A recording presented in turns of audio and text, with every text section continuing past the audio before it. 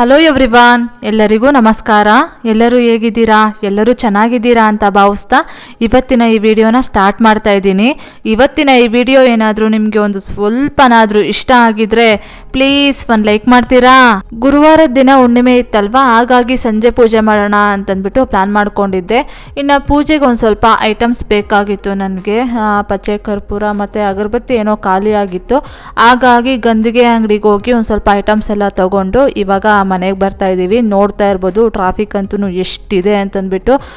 ಇವಾಗ ಚಳಿಗಾಲ ಆಗಿರೋದ್ರಿಂದ ಒಂದು ಸ್ವಲ್ಪ ಬೇಗನೆ ಕತ್ಲಾಗುತ್ತಲ್ವಾ, ಒಂದು 5:30ಗೆ ಸ್ಟಾರ್ಟ್ ಆಗುತ್ತೆ ಒಂಥರ ಕತ್ಲು ಥರ ವಾತಾವರಣ ಅನ್ನೋದು. ಇನ್ನೀಗ ಪೂಜೆ ಎಲ್ಲ ಮಾಡಿದ್ದಾಯಿತು. ಗುರುವಾರದ ದಿನ ಹುಣ್ಣಿಮೆ ಪೂಜೆ ಮಾಡಿದ ವೀಡಿಯೋಸ್ ಏನು ಮಾಡ್ಕೊಳ್ಳೋದಕ್ಕೆ ಹೋಗಲಿಲ್ಲ. ಶುಕ್ರವಾರ ಬೆಳಗ್ಗೆಯಿಂದ ಸಂಜೆವರೆಗೂ ವೀಡಿಯೋಸ್ ಮಾಡಿಕೊಂಡ್ರೆ ಆಯಿತು ಅಂತಂದ್ಬಿಟ್ಟು ಪೂಜೆ ವೀಡಿಯೋಸ್ ಏನು ಮಾಡ್ಕೊಳ್ಳೋದಕ್ಕೆ ಹೋಗಲಿಲ್ಲ. ಇನ್ನು ನೈಟ್ ಅಡುಗೆಗೆ ಬಂದುಬಿಟ್ಟು ಏನಾದರೂ ಮಾಡಬೇಕಾಗಿತ್ತು. ಇನ್ನು ನನ್ನ ಒಂದು ಕನಸು ನನಸಾದ ದಿನ ಇವತ್ತು. ಸರಿ ಆಯಿತು, ಡೊಮಿನೋಸ್ ಪಿಜ್ಜಾ ಹಟ್ಗೆ ಹೋಗ್ಬಿಟ್ಟು ಪಿಜ್ಜಾ ತೊಗೊಂಬಂದ್ಬಿಡೋಣ, ಅದೇ ನೈಟ್ ಊಟಕ್ಕಾಗುತ್ತೆ ಅಂತಂದ್ಬಿಟ್ಟು ನಾನು ಪ್ಲ್ಯಾನ್ ಮಾಡ್ಕೊಂಡಿದ್ದೆ. ಆದರೆ ನನ್ನ ಹಸ್ಬೆಂಡ್ಗೆ ಈ ಥರ ಏನು ಹೊರಗಡೆ ಫುಡ್ ಎಲ್ಲ ಇಷ್ಟ ಆಗೋದಿಲ್ಲ. ಹಾಗಾಗಿ ಹೋಗಿ ಪಿಜ್ಜಾ ತೊಗೊಂಬಂದ್ವಿ. ಅವ್ರಿಗೆ ಸಾಕಾಗಲಿಲ್ವಂತೆ. ನನಗೆ ಸಾಕಾಗೋದಿಲ್ಲಮ್ಮ ಇದು ಪಿಜ್ಜಾ, ಏನಾದರೂ ಅಡುಗೆ ಮಾಡು ಅಂತಂದ್ರು. ಸರಿ ಆಯಿತು ಅಂತಂದ್ಬಿಟ್ಟು ಮತ್ತೆ 8 ಗಂಟೆಯಲ್ಲೇ ಅಡುಗೆ ಮಾಡೋದಕ್ಕೆ ಸ್ಟಾರ್ಟ್ ಮಾಡಿಕೊಂಡೆ. ಏನೋ ಒಂದು ಬಾತ್ ರೆಸಿಪಿನ ಬೇಗ ಮಾಡಿಬಿಟ್ಟೆ. ಇನ್ನು ಯಾವ ಖುಷಿ ವಿಚಾರಕ್ಕೆ ನಾನು ಪಿಜ್ಜಾನ ತರಿಸ್ದೆ ಅಂತಂದರೆ, ಈ ಮನೆ ತಗೊಂಡಾಗಿಂದ ನಮ್ಮ ಮನೆಯವರು ಕಮಿಟ್ಮೆಂಟ್ಸ್ಗೋಸ್ಕರ ಸಿಕ್ಕಾಪಟ್ಟೆ ಕಷ್ಟಪಡ್ತಾ ಇದ್ರು. ಆ ಕಷ್ಟನ ನೋಡಿದಾಗಲಿಲ್ಲ ನನಗೊಂಥರ ಬೇಜಾರಾಗ್ತಾ ಇತ್ತು. ನಾನು ಏನಾದರೂ ಅವ್ರಿಗೆ ಒಂದು ಸ್ವಲ್ಪ ಹೆಲ್ಪ್ ಮಾಡೋಣ ಅಂತ ಅಂದ್ಕೊಂಡು ಮತ್ತು ಅವ್ರ ಕಷ್ಟದಲ್ಲಿ ನಾನು ಶೇರ್ ಮಾಡ್ಕೊಳ್ಳೋಣ ಅಂತ ಅಂದ್ಕೊಂಡ್ರೆ ನನ್ನ ಕೈಲಿ ಅದು ಆಗ್ತಾನೇ ಇರಲಿಲ್ಲ. ಇನ್ನು ಈ ಯೂಟ್ಯೂಬಲ್ಲಿ ಬರೋ ಇನ್ಕಮ್ಮು ಅಷ್ಟಕ್ಕಷ್ಟೇ ಆಗಿತ್ತು. ಅವರು ಕಷ್ಟ ನೋಡಿದಾಗಲಿಲ್ಲ ನನಗೊಂಥರ ಬೇಜಾರಾಗ್ತಾಯಿತ್ತು. ಸಿಕ್ಕಾಪಟ್ಟೆ ಜಾಬ್ಸ್ ಎಲ್ಲ ಸರ್ಚ್ ಮಾಡಿದೆ ಮತ್ತು ಏನಾದರೂ ಬಿಸ್ನೆಸ್ ಮಾಡ್ಬೋದಾ ಅಂತ ಸರ್ಚ್ ಮಾಡಿದೆ. ಆದರೆ ನನಗೆಲ್ಲೂ ಅವಕಾಶನೇ ಸಿಗಲಿಲ್ಲ. ಅದಾದಮೇಲೆ ನಮ್ಮ ಎದುರುಗಡೆ ಮನೆಯವರು ಒಂದು ಐಡಿಯಾ ಕೊಟ್ಟರು. ಆ ಐಡಿಯಾ ಮುಂಚೆನೇ ನಮಗೆ ಗೊತ್ತಿತ್ತು. ಆದರೆ ಇದೆಲ್ಲ ವರ್ಕೌಟ್ ಆಗುತ್ತಾ, ಮತ್ತು ನಾವು ಇನ್ವೆಸ್ಟ್ಮೆಂಟ್ ಮಾಡಿದ್ರೆ ಮತ್ತೆ ಲಾಸ್ ಆಯಿತು ಅಂತಂದರೆ ಇನ್ನೂ ತಲೆ ಮೇಲೆ ತೊಗೊಳ್ತೀವಲ್ವಪ್ಪ ಅಂತೆಲ್ಲ ಯೋಚನೆ ಮಾಡ್ತಾ ಇದ್ವಿ. ಹಾಗಾಗಿ ನಾವು ಆ ಒಂದು ಐಡಿಯಾನ ಇಂಪ್ಲಿಮೆಂಟೇ ಮಾಡಲಿಲ್ಲ. ಮತ್ತು ಅವರು ಆ ಒಂದು ಐಡಿಯಾದಿಂದ ಸಾಕಷ್ಟು ಜನಕ್ಕೆ ಯೂಸ್ ಆಗಿದೆ ಅಂತ ಹೇಳಿದಾಗ ಮತ್ತು ಎಕ್ಸಾಂಪಲ್ಗಳೆಲ್ಲ ಕೊಟ್ಟಾಗ ಸರಿ ಆಯಿತು ಅಂತಂದುಬಿಟ್ಟು ನಾವು ಆ ಒಂದು ಬಿಸ್ನೆಸ್ಸನ್ನು ಸ್ಟಾರ್ಟ್ ಮಾಡ್ಕೊಂಡ್ವಿ. ನಾನು ವಿಡಿಯೋದಲ್ಲಿ ಏನು ಹೇಳೋದಕ್ಕೆ ಹೋಗೋದಿಲ್ಲ, ಏಕೆಂದರೆ ಅದರಲ್ಲಿ ಲಾಭವೂ ಇರುತ್ತೆ ನಷ್ಟವೂ ಇರುತ್ತೆ. ಹಾಗಾಗಿ ತುಂಬ ರಿಸ್ಕ್ ಇರುತ್ತೆ. ನಾನು ಅದಕ್ಕೆ ಹೇಳೋದಕ್ಕೆ ಹೋಗೋದಿಲ್ಲ, ಅದ್ರ ಬಗ್ಗೆ ಎಕ್ಸ್ಪ್ಲೇನ್ ಸಹ ಮಾಡೋದಕ್ಕೆ ಹೋಗೋದಿಲ್ಲ. ಆದರೂ ಪರವಾಗಿಲ್ಲ, ಲೈಫ್ ಅಂದ್ರೇ ರಿಸ್ಕ್ ಅಲ್ವಾ, ರಿಸ್ಕ್ ತೊಗೊಂಡು ಏನೋ ಒಂದು ಮಾಡೋಣ ಅಂತಂದ್ಬಿಟ್ಟು ಮಾಡಿದ್ವಿ. ಅದೊಂಥರ ನಮಗೆ ಸಕ್ಸಸ್ ಕೊಡೋದಕ್ಕೆ ಸ್ಟಾರ್ಟ್ ಆಯಿತು. ಅದರಿಂದ ಬಂದ ಒಂದು ಲಾಭದ ಹಣನ ನಾನು ನೋಡಿದಾಗ ಸಿಕ್ಕಾಪಟ್ಟೆ ಖುಷಿ ಆಯಿತು. ಒಂಥರ ಎಷ್ಟು ರಿಲೀಫ್ ಅನಿಸ್ತು ಅಂತಂದರೆ ನನಗಂತೂ ಇನ್ನು ಮುಂದಕ್ಕೆ ನಮ್ಮ ಕಷ್ಟಗಳಿಗೆಲ್ಲ ಒಂದು ಫುಲ್ ಸ್ಟಾಪ್ ಅಂತ ಇಡ್ಬೋದು. ನಾನು ನಮ್ಮ ಮನೆಯವರ ಕಷ್ಟಕ್ಕೆ ಒಂದು ಸ್ವಲ್ಪ ಕೈ ಜೋಡಿಸ್ಬೋದು ಅನ್ನೋ ಒಂದು ನಂಬಿಕೆ ಬಂತು. ಹಾಗಾಗಿ ವೀಡಿಯೋಸು ಹಾಕೋದು ಒಂದು ಸ್ವಲ್ಪ ಡಿಲೇ ಆಗ್ತಾಯಿದೆ. ಇನ್ನು ಸೋಮವಾರ ಗುರುವಾರ ಈ ಥರ ವಾರಕ್ಕೆ 2 ವೀಡಿಯೋ ಇಂತಿಂಥ ದಿನ ಅಂತ ಫಿಕ್ಸ್ ಮಾಡ್ಕೊಳ್ಳೋಣ ಅಂತ ಪ್ಲ್ಯಾನ್ ಮಾಡ್ಕೊಂಡಿದ್ದೀನಿ. ಯಾಕಂದರೆ ಇಲ್ಲಿ ಎಷ್ಟೇ ಕಷ್ಟಪಟ್ಟರು ನಮ್ಮ ಮನೆಯವರ ಒಂದು ಕಮಿಟ್ಮೆಂಟ್ಸ್ಗೆ ನಾನು ಒಂದು ಸ್ವಲ್ಪ ಹೆಲ್ಪ್ ಮಾಡೋದಕ್ಕೆ ಕಷ್ಟ ಆಗ್ತಾಯಿತ್ತು. ಹಾಗಾಗಿ ಆ ಕಡೆ ಹೋಗಿ ಒಂದು ಸ್ವಲ್ಪ ಎಫರ್ಟ್ ಹಾಕಿ ಕೆಲಸ ಮಾಡಿ ನಾವು ಈ ಕಷ್ಟಗಳಿಂದ ಹೊರಗಡೆ ಬರ್ಬೋದಲ್ವಾ ಅಂತಂದ್ಬಿಟ್ಟು ಅಲ್ಲಿ ನಂಬಿಕೆ ಬಂದಿದೆ. ಹಾಗಾಗಿ ಒಂದು ಸ್ವಲ್ಪ ಆ ಕಡೆ ಕೆಲಸಗಳು ಜಾಸ್ತಿ ಆಗ್ತಾಯಿದೆ. ಈ ಒಂದು ಅಂದರೆ ಈ ಥರ ಸಕ್ಸಸ್ ಆಯ್ತಲ್ವಾ ಅನ್ನೋ ಒಂದು ಖುಷಿಗೋಸ್ಕರ ಡೊಮಿನೋಸ್ ಪಿಜ್ಜಾಗೆ ಹೋಗಿ ಪಿಜ್ಜಾ ತಗೊಬಂದು ಇಬ್ಬರು ತಿಂದ್ವಿ. ಅಂದರೆ ಈ ಥರ ಏನಾದರೂ ಪಿಜ್ಜಾ ಮತ್ತು ಏನಾದರೂ ಹೊರಗಡೆಯಿಂದ ಫುಡ್ಡು ತಗೊಂಬರೋದು ಮತ್ತು ಹೋಗಿ ತಿನ್ನೋದು, ಈ ಥರ ಎಲ್ಲ ಮಾಡೋದಕ್ಕೆ ಮೊದಲೆಲ್ಲ ನಮಗೆ ಭಯ ಆಗ್ತಾಯಿತ್ತು. ಏನಪ್ಪ ಇಷ್ಟೆಲ್ಲ ಕಮಿಟ್ಮೆಂಟ್ಸ್ ಇಟ್ಕೊಂಡು ನಾವು ಹೆಂಗೆ ಈ ಥರ ಹೋಗಿ ಸಿಕ್ಕಾಪಟ್ಟೆ ಹೆಂಗಂದ್ರೆ ಹೆಂಗೆ ತಿನ್ನೋದು, ಹೆಂಗಂದ್ರೆ ಹೆಂಗೆ ಖರ್ಚು ಮಾಡಿದ್ರೆ ನಾವು ಈ ಕಮಿಟ್ಮೆಂಟ್ಸ್ನೆಲ್ಲ ತೀರಿಸ್ತೀವ ಅನ್ನೋ ಭಯ ಆಗ್ತಾಯಿತ್ತು. ಇವಾಗ ನಮಗೆ ಕೈ ತುಂಬ ಕೆಲಸ ಅನ್ನೋದು ಸಿಕ್ಕಿದೆ ಅಲ್ವಾ, ಅದರಿಂದ ನಾವು ಅರ್ನ್ ಮಾಡಿ ಏನೋ ಒಂದು ನಮ್ಮ ಲೈಫನ್ನು ಸೆಟಲ್ ಮಾಡ್ಕೊಳ್ಬೋದಲ್ವಾ ಅನ್ನೋ ಒಂದು ನಂಬಿಕೆಯಿಂದ ಖುಷಿಯಾಗಿ ಹೋಗಿ ಡೊಮಿನೋಸ್ ಪಿಜ್ಜಾ ತೊಗೊಂಬಂದು ತಿಂದ್ವಿ. ನೆಕ್ಸ್ಟ್ ಇವಾಗ ಇನ್ನು ವ್ಲಾಗ್ ಬಂದ್ಬಿಡೋಣ. ಶುಕ್ರವಾರ ಬೆಳಗ್ಗೆ ಒಂದು 6 ಗಂಟೆಗೆ ಎದ್ದೆ. ಇವತ್ತು ಅಷ್ಟೇ ಸಂಜೆ ಪೂಜೆ ಮಾಡೋದಲ್ವಾ ಅಂತಂದ್ಬಿಟ್ಟು ಎದ್ದು ಹಿಂದಿನ ದಿನ ಮನೆ ಏನೂ ಒರೆಸಿರ್ಲಿಲ್ಲ. ಹೆಂಗೂ ಶುಕ್ರವಾರ ಸಂಜೆ ಪೂಜೆ ಮಾಡ್ತೀನಲ್ವಾ, ಶುಕ್ರವಾರದ ದಿನವೇ ಮನೆ ಒರೆಸ್ಕೊಂಡು ಪೂಜೆ ಮಾಡೋಣ ಅಂತಂದ್ಬಿಟ್ಟು 6 ಗಂಟೆಗೆ ಎದ್ದು ಇನ್ನು ಫ್ರೆಶ್ ಅಪ್ ಆಗಿ ಇವಾಗ 4 ಬಾಲ್ಕನಿಗಳೆಲ್ಲ ಕಸ ಗುಡಿಸಿ ಕಾರಿಡಾರೆಲ್ಲ ಕಸ ಗುಡಿಸಿ ಇವಾಗ ಮನೆಯೆಲ್ಲ ಕಸ ಗುಡಿಸ್ಕೊಂಡು ಬರ್ತಾಯಿದ್ದೀನಿ. ಇನ್ನು ಆಲ್ಮೋಸ್ಟು ಕಸನೂ ಅಷ್ಟೇ ಎಲ್ಲ ಗುಡಿಸಿದ್ದಾಯಿತು.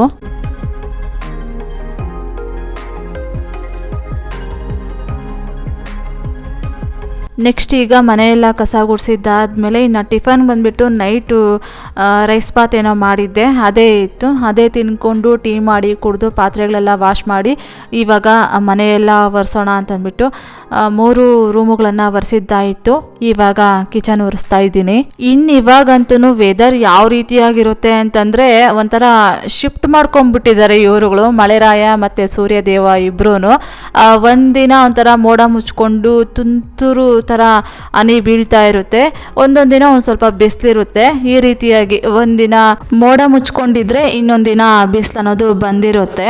ನಂಗೆ ಈ ಥರ ಮೋಡ ಮುಚ್ಕೊಂಡಿತ್ತು ಅಂತಂದರೆ ಒಂಥರ ಬೆಚ್ಚಗೆ ಒದ್ಕೊಂಡು ಮಲಗೋಣ ಅಂತ ಅನಿಸ್ತಾ ಇರುತ್ತೆ. ಆದರೆ ಮನೆಯಲ್ಲಿ ಏನಾದರೂ ಕೆಲಸಗಳಿತ್ತು ಅಂತಂದರೆ ಮಲ್ಕೊಳ್ಳೋದಕ್ಕೇ ಆಗೋದಿಲ್ಲ. ಫಸ್ಟು ಎಲ್ಲ ಕೆಲಸ ಮುಗಿಸಿ ಆಮೇಲೆ ಫ್ರೀ ಏನಾದರೂ ಇತ್ತು ಅಂತಂದರೆ ಆಮೇಲೆ ಮಲಗಿ ರೆಸ್ಟ್ ಮಾಡೋಣ ಅಂತಂದ್ಬಿಟ್ಟು ನನಗೆ ಅನ್ನಿಸ್ತಾ ಇರುತ್ತೆ. ಆಮೇಲೆ ನನಗೆ ಬೆಳಗ್ಗೆ ಟೈಮ್ ನಿದ್ದೆ ಏನೂ ಬರೋದಿಲ್ಲ. ಎಷ್ಟು ತಿಪ್ಪುರ್ಲಾಗ ಹೊಡೆದ್ರೂ ನನಗೆ ಬೆಳಗ್ಗೆ ಟೈಮ್ ನಿದ್ದೆ ಅನ್ನೋದೇ ಬರೋದಿಲ್ಲ. ಸುಮ್ಮನೆ ಮಲ್ಕೊಳ್ತೀನಿ. ಮತ್ತು ಒಂದು ಸ್ವಲ್ಪ ಹೊತ್ತು ಹಂಗೆ ಹಿಂಗೆ ಕಣ್ಣು ಬಿಟ್ಕೊಳ್ಳೋದು, ಕಣ್ಣು ಮುಚ್ಚೋದು, ಈ ಥರ ಮಾಡಿ ನನಗೆ ನಿದ್ದೆನೇ ಬರೋದಿಲ್ವಲ್ಲ. ಮತ್ತು ಎದ್ದು ಏನಾದರೂ ಒಂದು ಕೆಲಸಗಳನ್ನು ಮಾಡ್ಕೊಳ್ತೀನಿ. ಇವಾಗ ಮನೆಯೆಲ್ಲ ಒರೆಸಿದ್ದಾಯಿತು. ಇನ್ನಿಲ್ಲಿ ಕಾರಿಡಾರ್ ಒರೆಸೋದಕ್ಕಿಂತ ಮುಂಚೆ ಇಲ್ಲಿ ಗೇಟು ಮತ್ತು ಶೂ ಬಾಕ್ಸ್ ಮೇಲೆ ಮತ್ತು ಈ ಗ್ರಿಲ್ಸ್ನೆಲ್ಲ ಒರೆಸ್ತೀನಿ. ಇವಾಗ ಎಲ್ಲ ಒರೆಸಿ ಆಮೇಲೆ ಕಾರಿಡಾರ್ ಒರೆಸ್ತೀನಿ.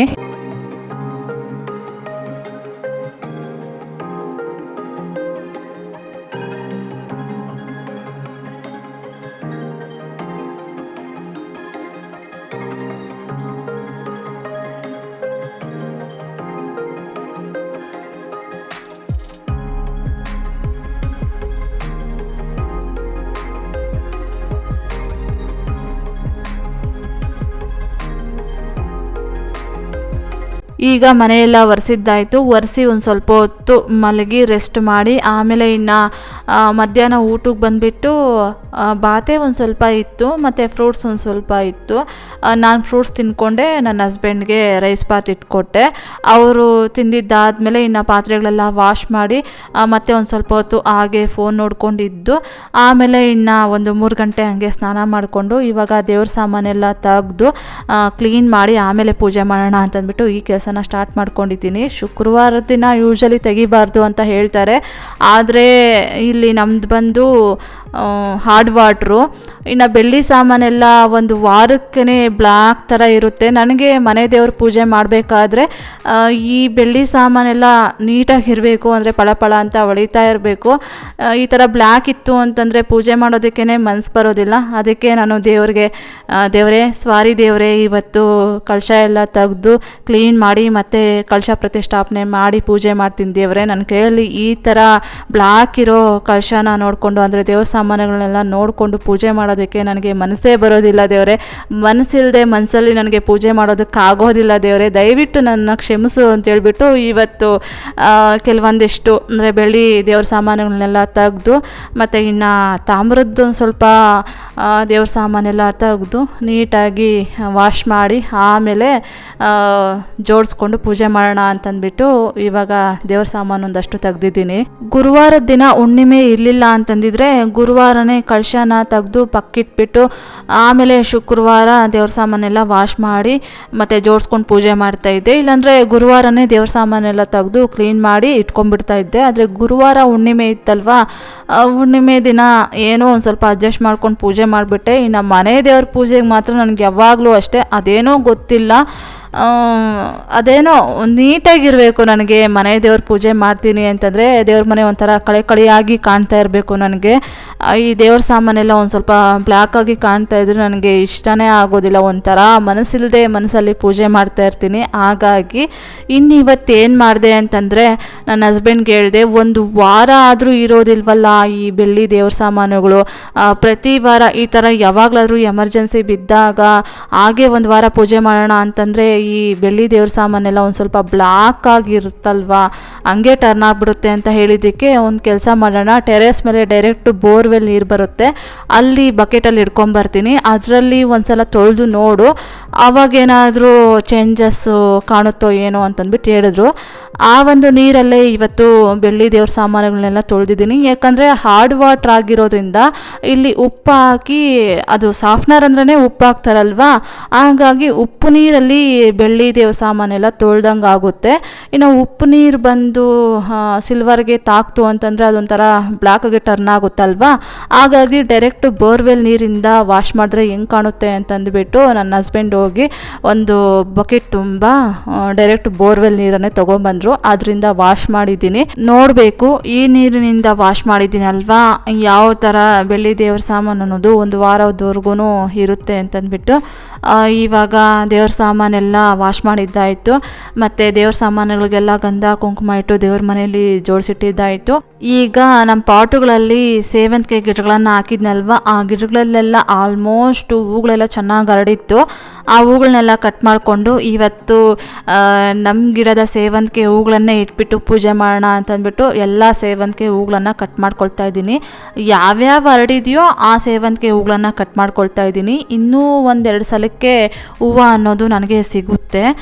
ಇವತ್ತಂತೂ ಈ ಒಂದು ಬುಟ್ಟಿ ತುಂಬ ಆಯಿತು ಸೇವಂತಿಗೆ ಹೂಗಳನ್ನೋದು. ಸಿಕ್ಕಾಪಟ್ಟೆ ಖುಷಿ ಆಯಿತು. ಇದೊಂಥರ ನನಗೆ ಖುಷಿ ಅಂತ ಅನ್ನಿಸ್ತು. ನಮ್ಮದೇ ಪಾಟ್ಗಳಲ್ಲಿ ಪೂಜೆಗಾಗುವಷ್ಟು ಹೂವು ಬಿಟ್ಟರೆ ಎಷ್ಟು ಖುಷಿ ಅಲ್ವಾ. ಯಾವಾಗಲೂ ನಾವು ಕೊಂಡ್ಕೊಂಡ್ಬಂದು ದೇವ್ರ ಫೋಟೋಸ್ಗೆ ಹೂಗಳನ್ನು ಇಟ್ಬಿಟ್ಟು ಪೂಜೆ ಮಾಡ್ತಾ ಇರ್ತೀವಿ. ಒಂದಿನ ಪೂಜೆ ಫುಲ್ಲು ನಮ್ಮ ಗಿಡಗಳಲ್ಲೇ ಹೂಗಳನ್ನು ಕಟ್ ಮಾಡ್ಕೊಂಡೋಗಿ ದೇವ್ರ ಫೋಟೋಸ್ಗೆ ಇಟ್ಟು ಪೂಜೆ ಮಾಡಿದ್ರೆ ಎಷ್ಟು ಖುಷಿ ಕೊಡುತ್ತಲ್ವ. ಇವಾಗ ಹೂಗಳನ್ನೆಲ್ಲ ಕಟ್ ಮಾಡ್ಕೊಂಡಿದ್ದಾಯಿತು. ಎರಡೂ ಬಾಲ್ಕನಿಗಳಲ್ಲೂ ಪಾಟುಗಳಲ್ಲಿ ಸೇವಂತಿಗೆ ಗಿಡಗಳನ್ನು ಹಾಕಿದ್ದೆ. ನೋಡ್ತಾ ಇರ್ಬೋದು ಎಷ್ಟೊಂದು ಹೂವು ಸಿಕ್ಕಿದೆ ಅಂತಂದ್ಬಿಟ್ಟು. ಇವತ್ತಿನ ಪೂಜೆಗಂತೂ ಎಲ್ಲ ಕರೆಕ್ಟಾಗಾಯಿತು. ಸೇವಂತಿಗೆ ಹೂವು ಅನ್ನೋದು ಮನೆಯಲ್ಲಿ ಒಂದು ಸೇವಂತಿಗೆ ಹೂವನೂ ಇರಲಿಲ್ಲ. ಒಂದು ಸ್ವಲ್ಪ ಅಮ್ಮ ಮನೆಯಿಂದ ಲಾಸ್ಟ್ ಟೈಮು ರೋಸ್ ಹೂವು ಮತ್ತು ಸೇವಂತಿಗೆ ಹೂವು ತೊಗೊಂಬಂದಿದ್ನಲ್ವ, ಸೇವಂತಿಗೆ ಹೂವು ಎಲ್ಲ ಖಾಲಿ ಆಗಿಬಿಟ್ಟಿತ್ತು. ಇನ್ನು ರೋಸ್ ಹೂವು ಇತ್ತು. ಹೆಂಗೂ ಗಿಡಗಳಲ್ಲಿ ಸೇವಂತಿಗೆ ಹೂವು ಇದೆ ಅಲ್ವಾ, ಅದೇ ಆಗುತ್ತೆ ಶುಕ್ರವಾರ ಪೂಜೆಗೆ ಅಂತಂದ್ಬಿಟ್ಟು ನಾನು ಹೂವು ಏನು ತೊಗೊಂಬರೋದಕ್ಕೆ ಹೋಗಿರಲಿಲ್ಲ. ಇವಾಗ ಇಲ್ಲಿ ನೋಡ್ತಾ ಇರ್ಬೋದು ಸೇವಂತಿಗೆ ಹೂಗಳು ಮತ್ತು ರೋಸ್ ಹೂಗಳನ್ನೆಲ್ಲ ಇಲ್ಲಿ ಫೋಟೋಸ್ಗೆ ಇಡ್ತಾ ಇದ್ದೀನಿ. ಏನೋ ಒಂಥರ ನನ್ನ ಮನಸ್ಸಲ್ಲಿ ಖುಷಿ ಅಂತ ಅನ್ನಿಸ್ತಾ ಇತ್ತು. ಇವತ್ತಿನ ದಿನವೇ ಒಂಥರ ನನಗೆ ಚೆನ್ನಾಗಿದೆ ಅಂತ ಅನ್ನಿಸ್ತು.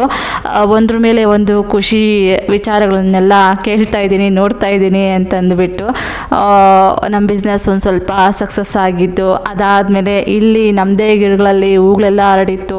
ಆ ಹೂಗಳನ್ನೆಲ್ಲ ಕಿತ್ಕೊಂಡ್ಬಂದು ದೇವ್ರ ಫೋಟೋಸ್ಗೆ ಇಟ್ಬಿಟ್ಟು ಪೂಜೆ ಮಾಡ್ತಾಯಿದ್ರೆ ಏನೋ ಹೇಳೋದಕ್ಕೇ ಆಗೋದಿಲ್ಲ. ಆ ಒಂದು ಫೀಲಿಂಗ್ಸ್ ಅನ್ನೋದು ತುಂಬ ಖುಷಿ, ನೆಮ್ಮದಿ ಅಂತೆಲ್ಲ ಅನ್ನಿಸ್ತಾ ಇತ್ತು. ಆಮೇಲೆ ನನ್ನ ತಮ್ಮ ಕಾಲ್ ಮಾಡಿದ್ದ.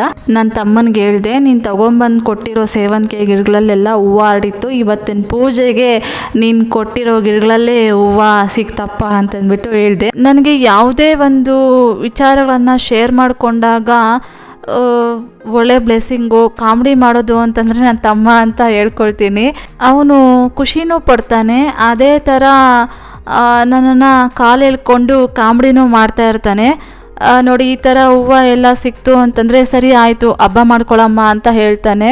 ಆಮೇಲೆ ನಾನು ಅಮ್ಮ ಮನೆಗೆ ಹೋದಾಗಲೆಲ್ಲ ಕೆಲಸಗಳನ್ನು ಸ್ಟಾರ್ಟ್ ಮಾಡ್ಕೊಳ್ಳೋದೇ ದೇವ್ರ ಮನೆಯಿಂದ. ಆಲ್ಮೋಸ್ಟ್ ನಾನೊಂದು ಹಾಫ್ ಡೇ ತೊಗೊಳ್ತೀನಿ ಅಮ್ಮ ಮನೆಯಲ್ಲಿರೋ ದೇವ್ರ ಮನೆ ಕ್ಲೀನ್ ಮಾಡೋದಕ್ಕೆ. ಯಾಕಂದರೆ ಸುಮಾರು ದಿನಗಳಾಗಿರುತ್ತಲ್ವ, ಅಮ್ಮ ದೀಪಗಳು, ಕಳಶ ಈ ಥರ ತುಂಬ ಸಿಂಪಲ್ಲಾಗೇ ತೆಗೆದು ಕ್ಲೀನ್ ಮಾಡ್ಕೊಂಡು ಪೂಜೆ ಮಾಡ್ತಾ ಇರ್ತಾರೆ. ನಾನು ಡೀಪ್ ಕ್ಲೀನಿಂಗ್ ಮಾಡ್ತೀನಲ್ವ, ಆವಾಗ ಅವನು ನನಗೆ ಕಾಲು ಎಳೆದು ಕಾಮಿಡಿ ಮಾಡ್ತಾ ಇರ್ತಾನೆ. ಇವತ್ತು ನಿನ್ನ ಪೂಜೆಗೆ ದೇವರು ಕಾದು ಕಾದು ಮಲಗಿಬಿಟ್ಟಿರ್ತಾನೆ ಅಂತೆಲ್ಲ ರೇಗಿಸ್ತಾ ಇರ್ತಾನೆ. ಆ ಥರ ಅವನು ಮತ್ತು ಏನಾದರೂ ನನ್ನ ಕಷ್ಟದ ವಿಚಾರನ ಹೇಳಿಕೊಂಡು ಅತ್ತಾಗ ಅವನು ಏನೂ ಮಾತಾಡೋದಿಲ್ಲ. ನೀನು ಈ ಥರ ಹತ್ತು ಬಿಟ್ಟರೆ, ಬೇಜಾರು ಮಾಡಿಕೊಂಡ್ರೆ, ಕುಗ್ಗು ಬಿಟ್ಟರೆ ನನಗೆ ಶಕ್ತಿನೇ ಇರೋದಿಲ್ಲ, ನೀನು ಯಾವಾಗಲೂ ಆ್ಯಕ್ಟಿವ್ ಆಗಿರಬೇಕು, ಧೈರ್ಯ ತುಂಬಬೇಕು, ನೀನೇ ವೀಕ್ ಆದೆ ಅಂತಂದರೆ ನಾನು ಇದ್ದಿದ್ದು ವೀಕ್ ಆಗ್ತೀನಿ, ನನ್ನ ಕೈಯಲ್ಲಿ ಆಕಾಶನೇ ತಲೆ ಮೇಲೆ ಬಂದು ಬಿಡೋ ಥರ ಆಗೋಗುತ್ತೆ, ನೀನು ಸ್ಟ್ರಾಂಗ್ ಇದ್ರೇ ನಾವುಗಳು ಸ್ಟ್ರಾಂಗ್ ಆಗಿರೋದು ಅಂತೆಲ್ಲ ಹೇಳ್ತಾ ಇರ್ತಾನೆ.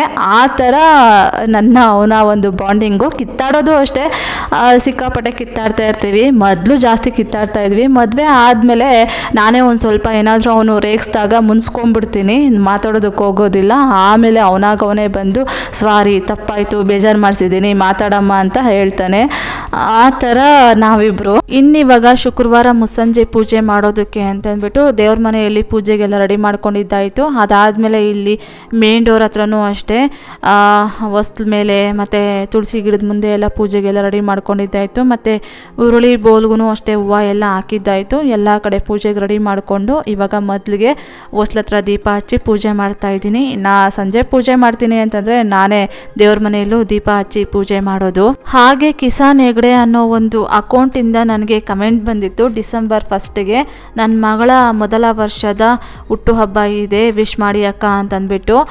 ನಾನು ನಿಜವಾಗ್ಲೂ ನಿಮ್ಮ ಕಮೆಂಟ್ನ ಮರೆತು ಬಿಟ್ಟಿದ್ದೀನಿ. ಅಂದರೆ ನೀವು ಒಂದು ವಿಡಿಯೋ ಆದಮೇಲೆ ಅದ್ರ ಹಿಂದಿನ ವೀಡಿಯೋಗೆ ಏನೋ ಕಮೆಂಟ್ ಮಾಡಿದ್ದೀರಾ. ನಾನು ಯಾವಾಗಲೂ ವಾಯ್ಸ್ ಓವರ್ ಕೊಡೋದಕ್ಕಿಂತ ಮುಂಚೆ ಲಾಸ್ಟ್ ವೀಡಿಯೋದಲ್ಲಿ ಕಮೆಂಟ್ಸ್ನೆಲ್ಲ ಚೆಕ್ ಮಾಡ್ಕೊಳ್ತೀನಿ. ಆವಾಗ ಆ ಕಮೆಂಟ್ಸಲ್ಲಿ ಬಡೇ ವಿಷಸ್ ಇತ್ತು ಅಂತಂದರೆ ಬರೆದಿಟ್ಕೊಳ್ತೀನಿ.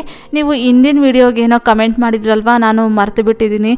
ನನ್ನ ತಮ್ಮನ ಮದುವೆ ವಿಚಾರ ಆಗಿರ್ಬೋದು, ಇಲ್ಲಿ ನಮ್ಮ ಬಿಸ್ನೆಸ್ಸು ಮತ್ತು ಯೂಟ್ಯೂಬು, ಮನೆ ಕೆಲಸಗಳು ಮತ್ತು ಕಮಿಟ್ಮೆಂಟ್ಗಳ ಬಗ್ಗೆ ಯೋಚನೆ ಮಾಡೋದು, ಈ ಥರ ನಾನಾ ಥರ ಯೋಚನೆಗಳನ್ನು ಇಟ್ಕೊಂಡು ನಿಮ್ಮ ಕಮೆಂಟನ್ನು ನಾನು ಮರೆತು ಬಿಟ್ಟಿದ್ದೀನಿ. ಸಾರಿ, ನಿಜವಾಗ್ಲೂ ನಾನು ಸಾರಿ ಕೇಳ್ತಾ ಇದ್ದೀನಿ. ನೀವು ಕಮೆಂಟ್ ಮಾಡಿದ್ರಿ, ನಾನು ಬರೆದಿಟ್ಕೊಂಡು ವಿಶ್ ಮಾಡಬೇಕಾಗಿತ್ತು. ನಿಮ್ಗೆ ಏನಾದರೂ ಬೇಜಾರು ಮಾಡಿಸಿದ್ರೆ ಸಾರಿ. ಆಮೇಲೆ ಇತ್ತೀಚೆಗೆ ನೀವು ವಿಡಿಯೋಸು ಸಹ ನೋಡ್ಬೋದು, ವಾಯ್ಸ್ ಅವರು ನಾನು ಅಷ್ಟು ಕ್ಲಾರಿಟಿಯಾಗಿ ಕೊಡ್ತಾ ಇಲ್ಲ, ಒಂದು ಸ್ವಲ್ಪ ತೊದಲ್ತಾ ಇದ್ದೀನಿ. ಅದಾದಮೇಲೆ ಫ್ಲೂಯೆಂಟಾಗಿ ಮಾತಾಡೋದಕ್ಕೂ ಆಗ್ತಾ ಇಲ್ಲ ಒಂದೊಂದು ಸೆಂಟೆನ್ಸನ್ನು. ಯಾಕಂದರೆ ನನಗೆ ಬೇರೆ ಕಡೆನೇ ಟೆನ್ಷನ್ಸ್ ಎಲ್ಲ ಜಾಸ್ತಿ ಆಗೋಯ್ತಲ್ವಾ. ನಾನು ಅವಾಗವಾಗ ಅಂದ್ಕೊಳ್ತಾ ಇರ್ತೀನಿ ಯೂಟ್ಯೂಬನ್ನು ಬಿಟ್ಬಿಡೋಣ ಅಂತಂದ್ಬಿಟ್ಟು. ಆದರೆ ನನಗೂ ಇಲ್ಲೊಂದಷ್ಟು ಚಾಲೆಂಜಸ್ ಇದೆ. ನಾನು ಅದನ್ನು ಮನಸ್ಸಿಗೆ ಹಾಕ್ಕೊಂಡಿದ್ದೀನಿ. ಅದನ್ನು ಸಾಧಿಸಿ ತೋರಿಸ್ಬಿಟ್ಟು ನಾನು ಯೂಟ್ಯೂಬನ್ನು ಸ್ಟಾಪ್ ಮಾಡಬೇಕು ಅನ್ನೋ ಒಂದು ನನ್ನಲ್ಲಿ ಚಾಲೆಂಜ್ ಇದೆ.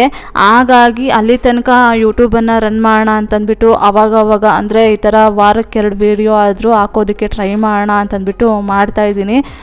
ಸಿಕ್ಕಾಪಟ್ಟೆ ಒದ್ದಾಡ್ತಾ ಇದ್ದೀನಿ ಆ ಕಡೆ ಈ ಕಡೆ. ಮತ್ತು ಕಮಿಟ್ಮೆಂಟ್ಸ್ ಬಗ್ಗೆ ಯೋಚನೆ ಮಾಡೋದೆಲ್ಲನೂ ನನಗೂ ಒಂದು ಟೈಮ್ ಒಂದು ಸ್ವಲ್ಪ ಆರಾಮಾಗಿ ರೆಸ್ಟ್ ತೊಗೊಳ್ಬೇಕು ಅಂತ ಅನ್ನಿಸ್ತಾ ಇರುತ್ತೆ. ಆ ಟೈಮ್ ಬೇಗ ಬರಲಿ ಅಂತಂದ್ಬಿಟ್ಟು ನಾನು ದೇವರಲ್ಲಿ ಕೇಳ್ಕೊಳ್ತಾ ಇದ್ದೀನಿ. ಹಾಗಂತ ನಾನು ಅಂದ್ಕೊಂಡಿದ್ದೆಲ್ಲ ಸಾಧಿಸಿದ್ಮೇಲೆ ಬಿಡೋದಕ್ಕೂ ಕಷ್ಟ ಆಗುತ್ತೆ. ಯಾಕಂದರೆ ನಾನು ಸುಮಾರು ಸಲ ಹೇಳ್ತಾನೆ ಇರ್ತೀನಿ, ತುಂಬ ಒಳ್ಳೊಳ್ಳೆ ಮನಸ್ಸಿರೋ ವ್ಯಕ್ತಿಗಳನ್ನೆಲ್ಲ ನಾನು ಇಲ್ಲಿ ಪಡ್ಕೊಂಡಿದ್ದೀನಿ. ಅವರು ತುಂಬ ಪಾಸಿಟಿವ್ ಆಗೆಲ್ಲ ಕಮೆಂಟ್ ಮಾಡ್ತಾ ಇರ್ತೀರ. ನನಗೇನೋ ಒಂಥರ ಕಳ್ಕೊಂಡಂಗೂ ಆಗ್ತಾ ಇರುತ್ತೆ. ಒಂದು ರೀಸನ್ ಅದು. ಇನ್ನೊಂದು ರೀಸನ್ ಬಂದುಬಿಟ್ಟು ಇವೆರಡರಿಂದ ನಾನು ಒದ್ದಾಡ್ತಾ ಇದ್ದೀನಿ ಅಷ್ಟೇ. ನೆಕ್ಸ್ಟ್ ಇವಾಗ ನಿಮಗೆ ಏನಾದರೂ ಬರ್ಡೇ ವಿಶಸ್ ಮಾಡಿಲ್ಲ ಅಂತಂದರೆ ದಯವಿಟ್ಟು ನಾನು ಸಾರಿ ಕೇಳ್ತಾ ಇದ್ದೀನಿ. ಈಗ ನಿಮ್ಮ ಮಗುಗೆ ನಾನು ವಿಶ್ ಮಾಡ್ತಾ ಇದ್ದೀನಿ.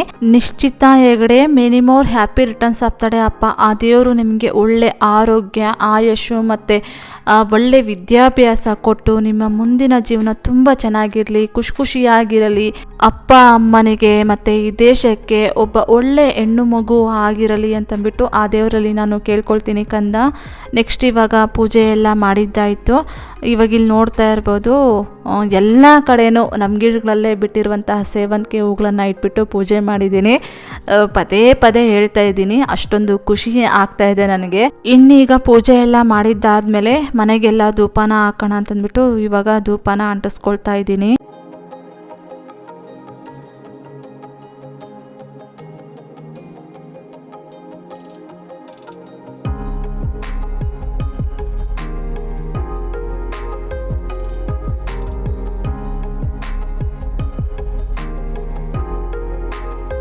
ಈಗ ಮನೆಗೆಲ್ಲ ಧೂಪ ಹಾಕಿದ್ದಾಯಿತು.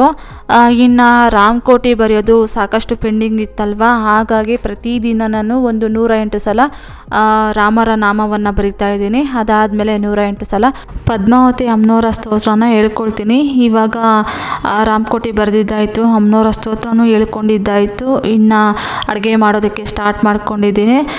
ಇನ್ನು ಅಡುಗೆ ಬಂದುಬಿಟ್ಟು ಮುದ್ದೆ, ರೈಸು ಮತ್ತು ಸಾಂಬಾರು ಮಾಡ್ತಾಯಿದ್ದೀನಿ. ಸಾಂಬಾರು ಬಂದು ಮೂಲಂಗಿ ಸಾಂಬಾರು ಮಾಡ್ತಾಯಿದ್ದೀನಿ. ಸಾಕಷ್ಟು ದಿನಗಳಿಂದ ನುಗ್ಗೆಕಾಯಿ ಸಾಂಬಾರು ಮಾಡೋಣ ಅಂತಂದ್ಬಿಟ್ಟು ನುಗ್ಗೆಕಾಯಿ ಸರ್ಚ್ ಮಾಡ್ತಾನೆ ಇದ್ದೀವಿ. ಇಲ್ಲೆಲ್ಲ ಲೋಕಲ್ ತರಕಾರಿ ಅಂಗಡಿಗಳಲ್ಲೆಲ್ಲ ನುಗ್ಗೆಕಾಯಿ ಅಂತಲೂ ವಿಪರೀತ ರೇಟ್ ಆಗಿದೆ ಅಂತೆ. ಈ ಕಡೆ 400 ರೂಪಾಯೋ ಏನೋ ಹೇಳಿದ್ರು ಅಂತ ಅಂದ್ಕೊಳ್ತೀನಿ 1 kg. 1/4 kgನೇ ಅಂದರೆ ಒಂದು 4 ಇಲ್ಲ 3 ಬರುತ್ತೆ 1/4 kg ನುಗ್ಗೆಕಾಯಿ. ಅದೇನೇ ಒಂದು 75-80 ರೂಪಾಯಿ ಅಂತೆ. ಹಾಗಾಗಿ ನುಗ್ಗೆಕಾಯೇ ಸಿಗಲಿಲ್ಲ. ಇನ್ನು ಸರಿ ಆಯಿತು ಅಂತಂದ್ಬಿಟ್ಟು ಮೂಲಂಗಿಯನ್ನೇ ತೊಗೊಂಬಂದಿದ್ರು ನನ್ನ ಹಸ್ಬೆಂಡು. ಇವಾಗ ಮೂಲಂಗಿ ಸಾಂಬಾರನ್ನು ಮಾಡ್ತಾಯಿದ್ದೀನಿ.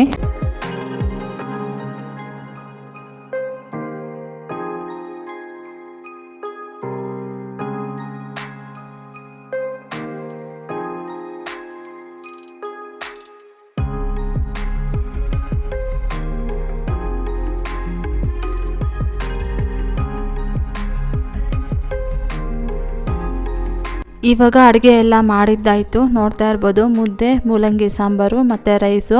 ಊಟ ಎಲ್ಲ ತಿಂದ್ಕೊಂಡು ಇವಾಗ ಪಾತ್ರೆಗಳೆಲ್ಲ ಬಿದ್ದಿರುತ್ತಲ್ವ, ಆ ಪಾತ್ರೆಗಳೆಲ್ಲ ವಾಶ್ ಮಾಡಿ ಇನ್ನು ಕಿಚನ್ ಕೌಂಟರ್ ಟಾಪ್ ಎಲ್ಲ ಕ್ಲೀನ್ ಮಾಡಿದ್ರೆ ಇವತ್ತಿನ ದಿನದ ಕೆಲಸಗಳೆಲ್ಲ ಕಂಪ್ಲೀಟು ಮಾಡ್ದಂಗಾಯಿತು. ಒಟ್ಟಾರೆಯಾಗಿ ಹೇಳಬೇಕು ಅಂತಂದರೆ ಇವತ್ತಿನ ದಿನ ಅನ್ನೋದು ತುಂಬ ಅಂದರೆ ತುಂಬಾ ಚೆನ್ನಾಗಿತ್ತು ಅಂತ ಹೇಳ್ಬೋದು ನನಗೆ. ಅಂದರೆ ಈ ಮನೆ ತಗೊಂಡು ಲಾಸ್ಟ್ ಸೆಪ್ಟೆಂಬರ್ಗೆ 2 ವರ್ಷ ಆಗೋಯ್ತು. ಈ 2 ವರ್ಷದಲ್ಲಿ ಒಂದು ಖುಷಿ ದಿನ ಅಂತಂದರೆ ಇವತ್ತೇ ಅಂತ ಹೇಳ್ಬೋದು. ಸಾಕಷ್ಟು ಅಂದರೆ ಸಾಕಷ್ಟು ನೊಂದು ಬಿಟ್ಟಿದ್ದೀವಿ 2 ವರ್ಷದಿಂದ. ಬೇಡಪ್ಪ ಈ ಜೀವನ ಅನ್ನೋ ಮಟ್ಟಕ್ಕೆ ನನಗೆ ತುಂಬಾ ನೋವಾಗ್ಬಿಟ್ಟಿತ್ತು, ಅಳು ಬರ್ತಾಯಿತ್ತು ಪ್ರತಿದಿನ. ಅಷ್ಟಾಗಿ ನಾನು ವೀಡಿಯೋಗಳಲ್ಲೆಲ್ಲೂ ಶೇರ್ ಮಾಡ್ಕೊಳ್ಳೋದಕ್ಕೆ ಹೋಗ್ತಾ ಇರಲಿಲ್ಲ. ಸಾಕಷ್ಟು ಕಷ್ಟಗಳನ್ನು ಪಟ್ಬಿಟ್ಟಿದ್ದೀವಿ. ಈ ಕಷ್ಟದ ದಿನಗಳಲ್ಲೆಲ್ಲ ಇವತ್ತಿನ ದಿನ ಅನ್ನೋದು ತುಂಬ ಅಂದರೆ ತುಂಬಾ ಚೆನ್ನಾಗಿತ್ತು. ನನಗೆ ಒಂಥರ ಪಾಸಿಟಿವ್ ಆಗಿತ್ತು, ಖುಷಿಯಾಗಿತ್ತು, ಮನಸ್ಸಿಗೆ ನೆಮ್ಮದಿಯಿಂದ ಇತ್ತು. ನಾವು ದೇವರನ್ನು ನಂಬಿ ನಮ್ಮ ಕಷ್ಟದ ದಿನಗಳಲ್ಲಿ ದೇವರ ಹತ್ರ ಎಲ್ಲ ನೋವನ್ನು ಹೇಳ್ಕೊಂಡು ಅಳ್ತಾ ಇರ್ತೀವಿ. ಆದರೆ ಆ ದೇವರೆಲ್ಲ ಮೌನವಾಗಿ ನೋಡ್ತಾ ಇರ್ತಾರೆ. ಆದರೆ ಒಂದಲ್ಲ ಒಂದು ದಿನ ನಮ್ಮ ಜೀವನವನ್ನು ಅವರು ಏನು ಚೆನ್ನಾಗಿ ಮಾಡೇ ಮಾಡ್ತಾರೆ ಅನ್ನೋ ಒಂದು ನಂಬಿಕೆ ನನಗೆ ಪದೇ ಪದೇ ನಿಜ ಆಗ್ತಾ ಇದೆ. ಸಾಕಷ್ಟು ಸಲ ಇದು ಅನುಭವಕ್ಕೂ ಸಹ ಬಂದಿದೆ. ಇದಾಗಿತ್ತು ಫ್ರೆಂಡ್ಸ್ ಇವತ್ತಿನ ಈ ವಿಡಿಯೋ ಏನಾದರೂ ನಿಮಗೆ ಒಂದು ಸ್ವಲ್ಪನಾದರೂ ಇಷ್ಟ ಆಗಿದ್ರೆ, ಮೋಟಿವೇಶನ್ ಅನಿಸಿದರೆ please do like, share, comment and subscribe to my channel. Thank you for watching my video. Have a nice day. Bye.